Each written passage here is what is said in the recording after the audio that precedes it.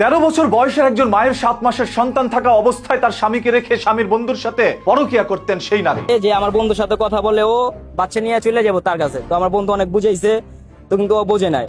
যত যাই হোক বাচ্চা নিয়ে আমি যাবো, অসংসার আমি করবো না। স্বামীর অভিযোগ, আমার স্ত্রীর বয়স 13 নয়, আমার স্ত্রীর বয়স হচ্ছে 20 বছর। সে টিকটকে ভিডিও বানায় এবং সেই টিকটক থেকে অসংখ্য ছেলেদের সাথে তার সম্পর্ক হয়েছে। সেই সম্পর্কের জের ধরে তারা আবার তার সাথে পরকীয়াও করত। আমার স্ত্রী আমার বন্ধুর সাথেও পরকীয়া করেছে, আমি সেটার সত্যতা পেয়েছি, যার কারণেই তার সাথে ছাড়াছাড়ি পর্যন্ত করেছে। আমার সন্তানকে আমি রেখে দিয়েছিলাম। সেই 7 মাসের সন্তানকে সে নেওয়ার জন্য কোর্টে আমার বিরুদ্ধে মামলা করে। সেই মামলার রায়ে সন্তান সে ফেরত নিয়ে যায়। আজ আমি আমার স্ত্রীকে হারালাম আমার একমাত্র সন্তানকেও। এই সোশ্যাল মিডিয়ায় যাকে 13 বছর বলে আপনারা ভিডিও পাবলিক করেছিলেন, সেই মেয়েটির বয়স আসলেই 13 নয়, তার বয়স 20 বছর। যদি 20 বছর না হতো তাহলে 13 বছরের একজন মায়ের কোলে আবার কিভাবে 7 মাসের সন্তান থাকে? 12 বছর বয়সী একজন মেয়ের কাছ থেকে এত ইজিলি সন্তান হয়ে যায়, তার কোনো সমস্যা হয় না। এইভাবেই তার স্বামী অভিযোগ করে যাচ্ছে। এবং আপনারা আজকের এই ভিডিওর মধ্যে দেখতে পাচ্ছেন সেই মেয়েটি আসলেই টিকটকে ভিডিও বানাতো, নাচানাচি করত এবং অন্যান্য পরপুরুষের সাথে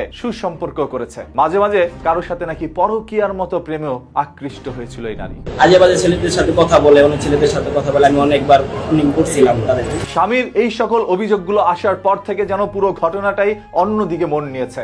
যে মেয়েটিকে দুদিন আগে পুরো সামাজিক যোগাযোগ মাধ্যমের মানুষ দেখে সমর্থন করে যাচ্ছিল যে মা তো মাই হয়, কিন্তু সেই মাও যে পরকীয়া প্রেমিকা হয় সেটা আপনারা বুঝতে পারেন। এবং মেয়ে বলছে তার স্বামী তাকে নির্যাতন চালাতো, যার কারণেই সেই সংসার ছেলে চলে আসতে বাধ্য হয়েছে।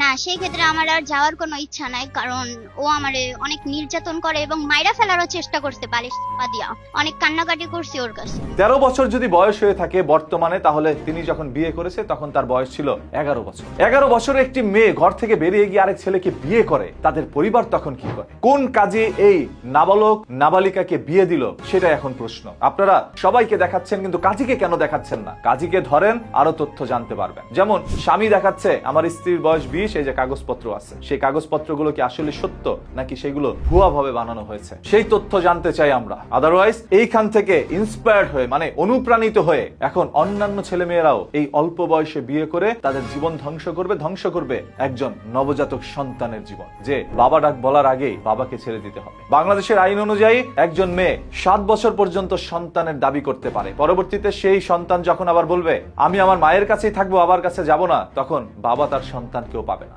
আইনের আরেকটু পরিবর্তন অনেকেই দাবি করছে, না হলে মেয়েরা সবসময় যেন জিতেই যাচ্ছে। জিনিসটাকে একটু ব্যালেন্স করা দরকার। এটা আমার একান্ত ব্যক্তিগত মতামত ভাই, আমার মতামতে ভুলও থাকতে পারে। আপনারা কি চান কমেন্ট করে জানান। আর হ্যাঁ, এই বিষয়ে কে কতটুকু জানেন সেটাও জানাতে পারেন। প্রতিদিনের এই ধরনের ঘটনা, দুর্ঘটনা লুকোনো সত্য জানতে চোখ রাখুন নিউজ কিতে। পেজটাকে এখনই ফলো করে রাখুন।